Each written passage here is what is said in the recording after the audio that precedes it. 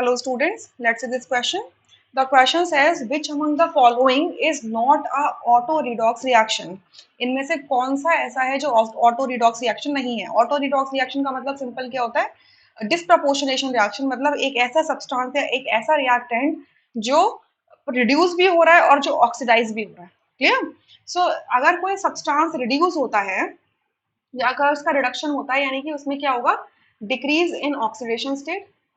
और अगर उसका ऑक्सीडेशन होगा तो उसमें क्या होगा? Increase in oxidation state. ठीक है, ऑक्सीडेशन स्टेट पे क्या होगा? इंक्रीज हो जाएगा।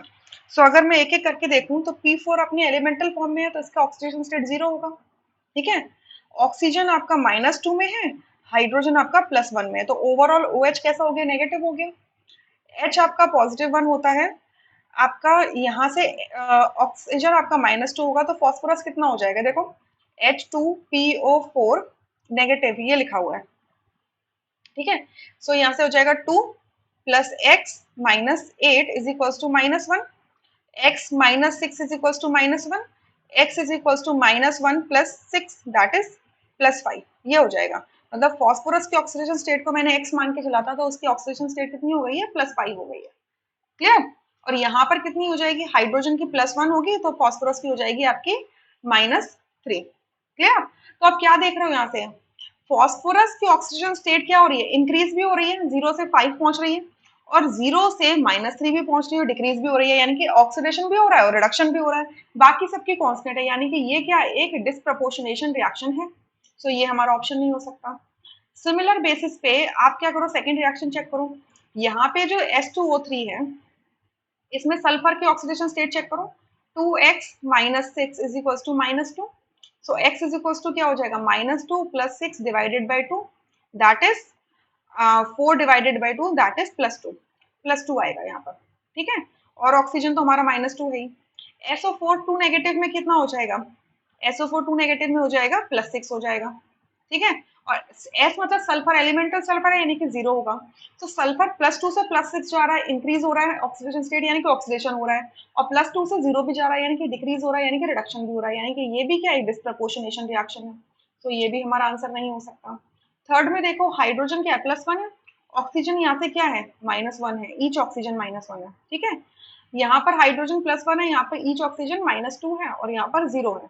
सो -1 से -2 जाना is decrease in oxidation state, reduction हुआ, और -1 से 0 जाना is increase in oxidation state, that is oxidation. So ये भी क्या? एक डिस्प्रपोर्शनेशन रिएक्शन है। सो ये भी हमारा ऑप्शन नहीं है। फोर्थ में देखो, फोर्थ में AgCl, Ag का +1 है, Cl का -1 है, N का कितना है आपका? आपका जो NH3 अगर मैं ले लूं तो N का कितना होगा? -3 होगा, हाइड्रोजन का +1 होगा। अगर इन सब में भी देखूं तो सिल्वर का कितना आता है? तो क्लोराइड का -1 आएगा, सिल्वर का कितना होगा? +1 होगा। ठीक है, और अगर मैं सिल्वर का +1 है तो आपका NH3 का कितना आ जाएगा?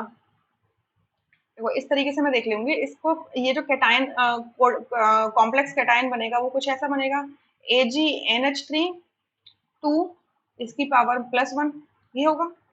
अगर Ag का मैंने +1 ले लिया है तो NH3 का मुझे निकालना है। NH3 मतलब NH3 का मैं कैसे निकालूं कि भाई पूरे का पूरे पे +1 आ जाए? तो देखो नाइट्रोजन, 2 नाइट्रोजन है तो दोनों नाइट्रोजन का कितना हो जाएगा? ये अगर हम कोऑर्डिनेशन कॉम्प्लेक्स लेके चल रहे हैं तो कोऑर्डिनेशन कॉम्प्लेक्स के अंदर ये जो लिगैंड होगा ये न्यूट्रल बिहेव करेगा, राइट? न्यूट्रल बिहेव करेगा। सो यहाँ पर 0 देंगे तो ये +1, यानी कि आपका Ag का आपने +1 करेक्टली एज्यूम किया है। बट हम जानते हैं कि NH3 के केस में ये आपका कितना होता है? -3 होता है, और ये आपका +1 होता है, तो कोई भी चेंज आप यहाँ पे नहीं देख सकते, राइट? इस वजह से ये आपका रिडॉक्स रिएक्शन ही नहीं है, यहाँ पे कोई भी रिडक्शन ऑक्सीडेशन हो ही नहीं रहा। क्लियर? सो ये आपका फोर्थ ऑप्शन क्या होगा? करेक्ट आंसर होगा, rest options are incorrect. I hope you understood this question really very well.